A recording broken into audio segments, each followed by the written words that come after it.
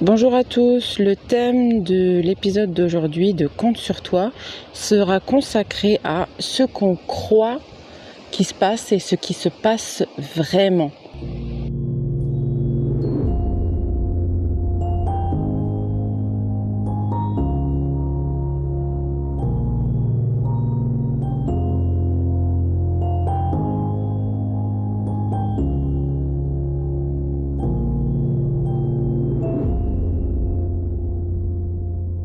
Donc voilà, aujourd'hui je vais faire une petite balade pas très longue de 2-3 heures, juste pour me dégourdir les jambes.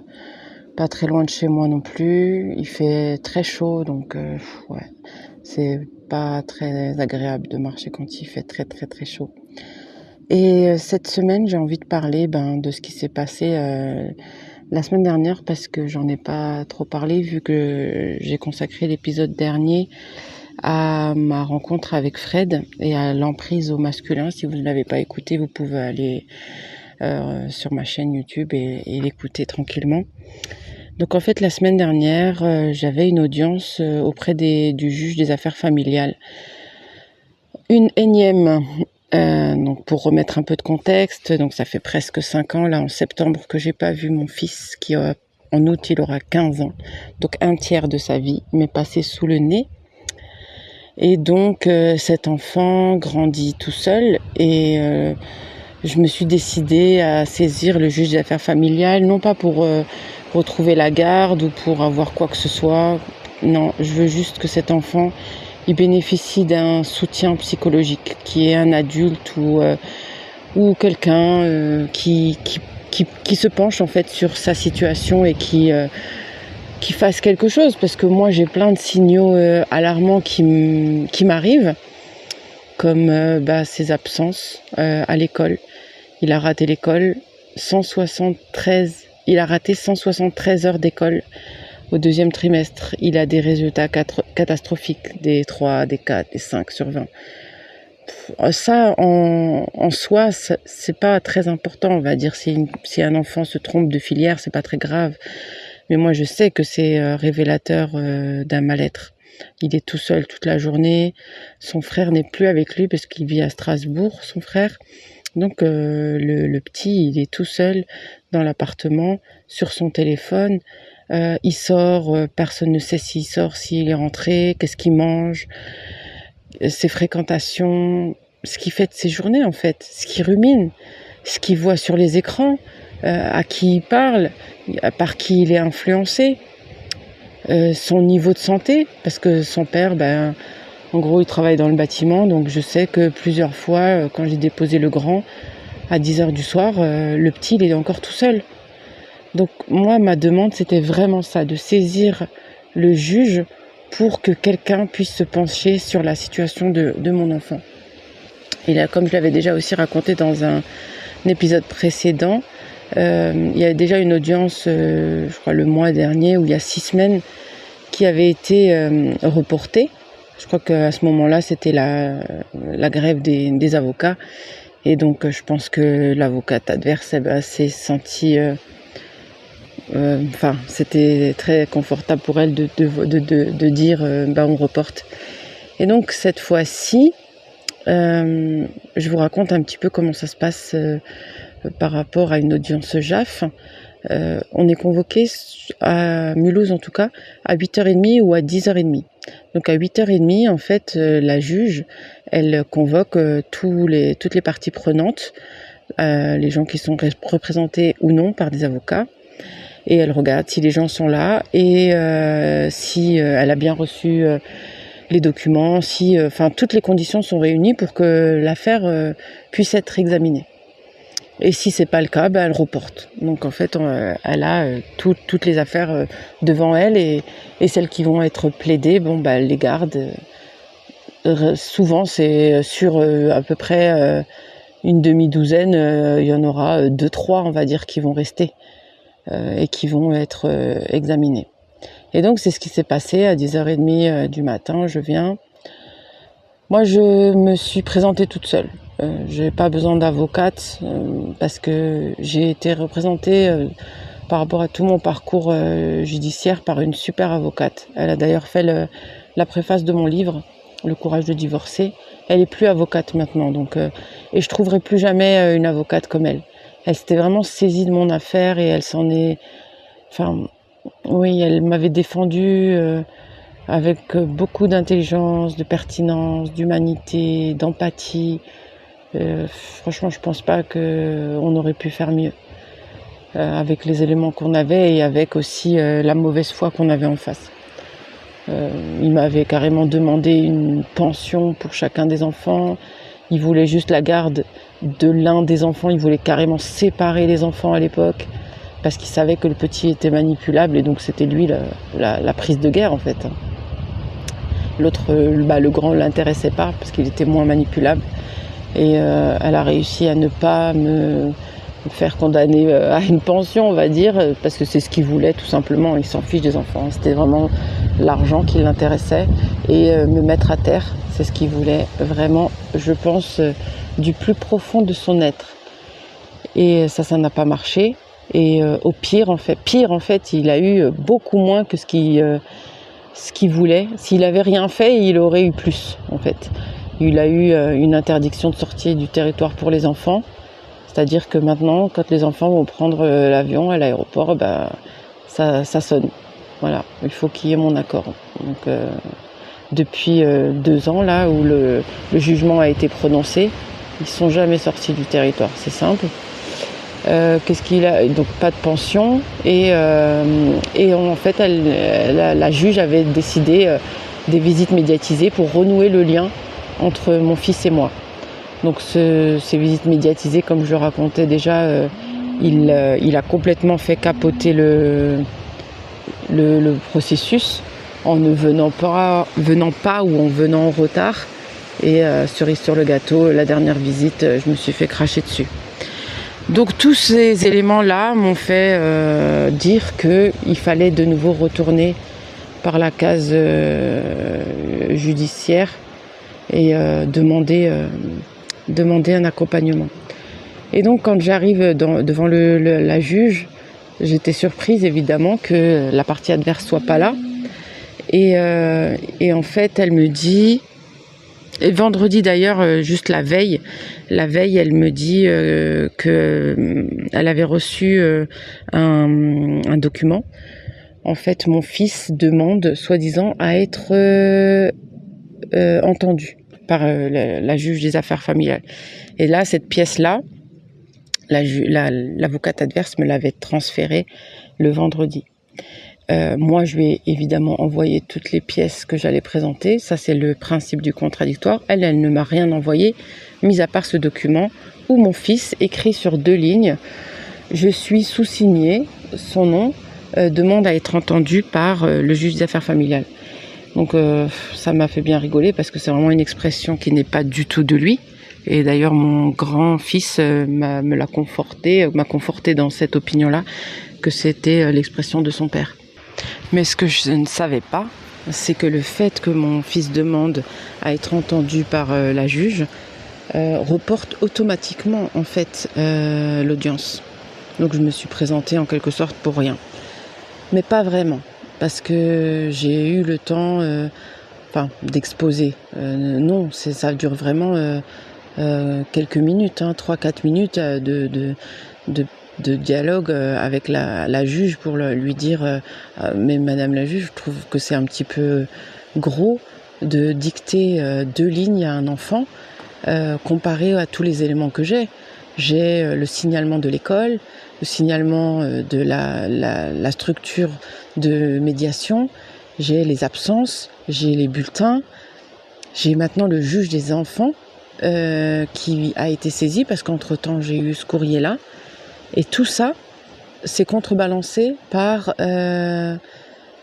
en fait quelqu'un qui met un revolver sur la tempe de mon fils en disant « écris ça » et comme ça l'audience n'aura pas lieu. Donc je vous cache pas que j'étais un petit peu dépitée. Bon, c'est pas la première fois que j'ai une déception quand je rentre dans ce tribunal-là. C'est pas. Mais en réfléchissant, Et quand j'ai reçu ce bout de papier là, je me suis dit mais qu'est-ce que veut bien dire mon fils à la juge?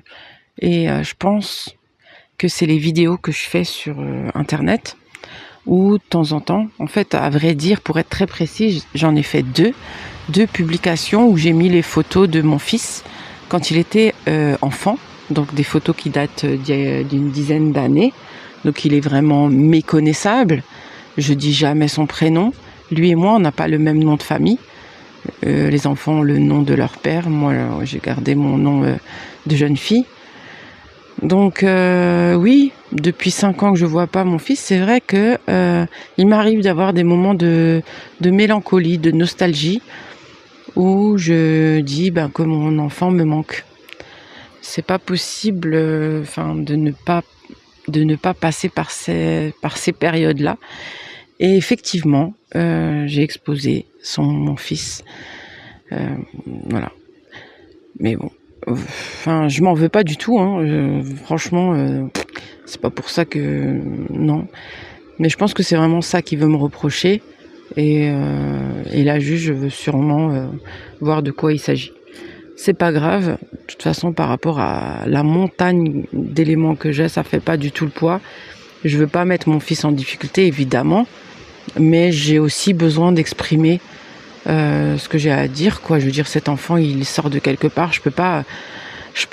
On peut pas me demander de faire un blackout complet et ne pas parler de cet enfant, de pas montrer au monde, en fait, la peine que j'ai. La peine, c'est vraiment un tout petit mot, hein, par rapport à ce qu'on ressent dans ces cas-là. Je sais pas si les gens se rendent compte de vivre des années sans son fils, ne pas le reconnaître, ne pas savoir à quoi il ressemble, et en plus après de se faire reprocher de pleurer devant une photo de cet enfant-là. Donc à mon avis c'est ça. Donc c'est encore un coup du père qui veut me mettre un coup. Et donc je suis repartie de ce tribunal. Voilà, bon. Blasé un petit peu. Avant, ça m'aurait mis par terre beaucoup plus longtemps. Là, franchement, je n'étais pas par terre plus que ça. Je me dis, c'est une étape. Hein. On verra bien. Par la suite, ça a été reporté à septembre, donc après l'été. Et puis voilà. Mais le vendredi, donc 3 jours après cette audience, je reçois un courrier dans ma boîte aux lettres, émanant du juge des enfants cette fois-ci. Et donc là, le juge des enfants a été saisi apparemment par le procureur et il a diligenté une enquête sociale contre, je pense qu'il est vraiment très à charge contre le père puisque c'est lui qui l'a, et avec des tournures de phrases comme le père ne s'inquiète pas de l'état psychologique de l'enfant, il est regrettable que le père ne se présente pas aux convocations des assistantes sociales, la mère en gros s'est fait cracher dessus, elle s'inquiète de l'état psychologique de son enfant, voilà, madame est allée voir telle et telle institution, enfin bref, voilà, ça montre vraiment, le courrier il est vraiment à charge contre le père, presque en dénonçant sa nonchalance et voire sa négligence.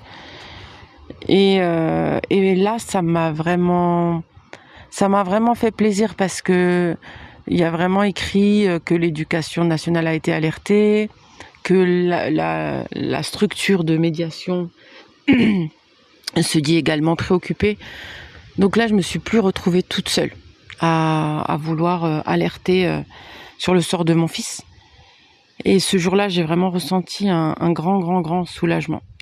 Et je me suis dit comme quoi, le mardi, voilà, ça aurait pu être vraiment une grande défaite pour quelqu'un d'autre, hein, parce que là, vraiment, non, moi, je suis pas dans cet état-là. Mais si ça avait été, par exemple, ma première audience, ça m'aurait miné.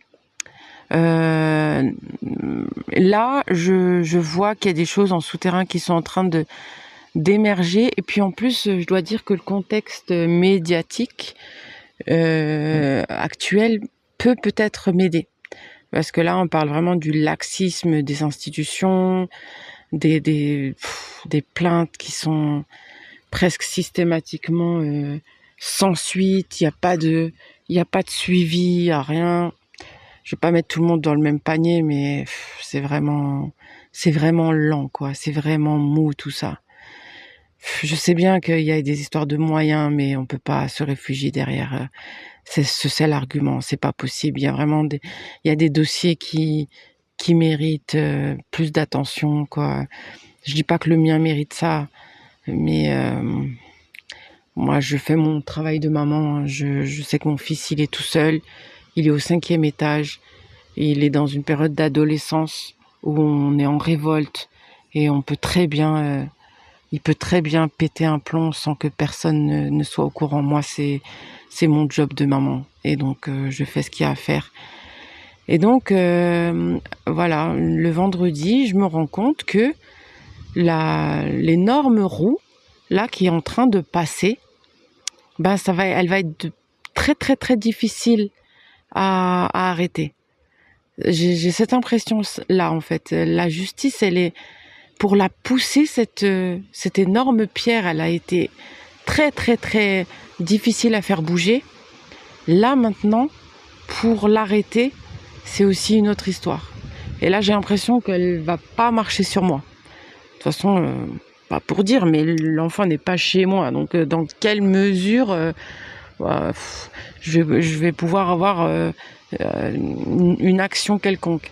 Et au contraire, même si l'enfant n'est pas chez moi, je trouve quand même le moyen d'essayer de le protéger de l'inaction de son père, de l'inaction des institutions. L'année dernière, je suis quand même allée voir toutes les parties prenantes de sa scolarité, que ce soit le proviseur adjoint, professeur principal, la psychologue, le CPE, et il y a rien qui a bougé, Et puis voilà, au bout d'un moment, moi aussi je suis fatiguée devant tant de passivité, quoi. Donc le message pour moi, c'est de continuer à semer des graines.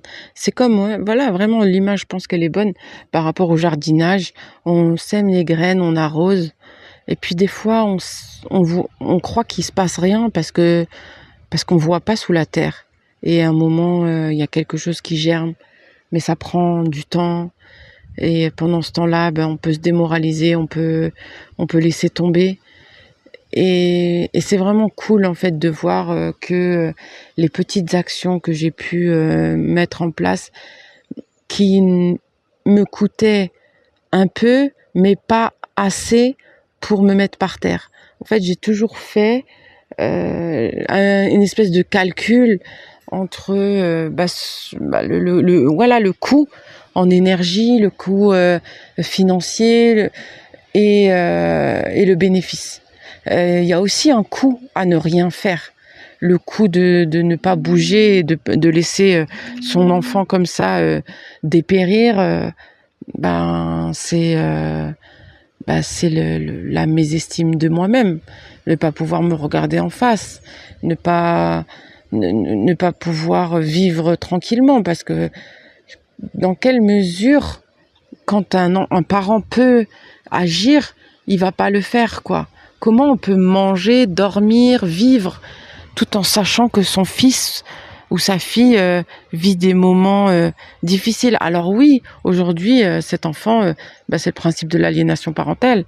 Il me voit comme son ennemi, il me crache au visage, il me déteste. Mais pour moi, c'est une maladie. C'est comme quelqu'un qui est dans une secte, en fait. Il est en danger, mais il le sait pas. Donc voilà, j'en suis là. Et vraiment, vraiment, mon message, c'est ça. C'est faites des petites actions par rapport à ce fléau d'aliénation parentale, qui puisse que vous soyez fiers de vous et pas trop vous coûter, parce qu'il y a une vie à vivre, et le reste on attend, on laisse agir, on laisse monter le levain, et il y a forcément quelque chose qui va se passer. Voilà, la randonnée du jour est terminée. 12 kilomètres de parcouru, 550 mètres de dénivelé. J'étais fatiguée en partant, finalement, comme d'habitude, ça m'a requinqué, ça m'a mis un peu les idées au clair. Pour finir, par rapport à ce que je disais, là, l'enquête sociale qui va avoir lieu, j'ai déjà reçu la lettre de la personne qui va venir me visiter dans 2 semaines. Et il se trouve que c'est la même qui avait fait l'enquête sociale à ma charge contre moi, en fait, il y a 4 ans. Et donc aujourd'hui, enfin dans 2 semaines, elle va pouvoir constater ce qui s'est passé en 4 ans. Tout ce que je disais, tout ce que j'étais déjà en train de pressentir, enfin toutes les personnes que j'étais déjà en train d'alerter. Je dis pas que j'ai raison, je m'en fiche d'avoir raison, je veux juste que quelqu'un s'occupe de mon enfant. Et voilà, en fait, 4 ans après, les résultats commencent à peine à arriver. Alors des fois c'est long, c'est très long. On peut mourir 1 milliard de fois en 4 ans.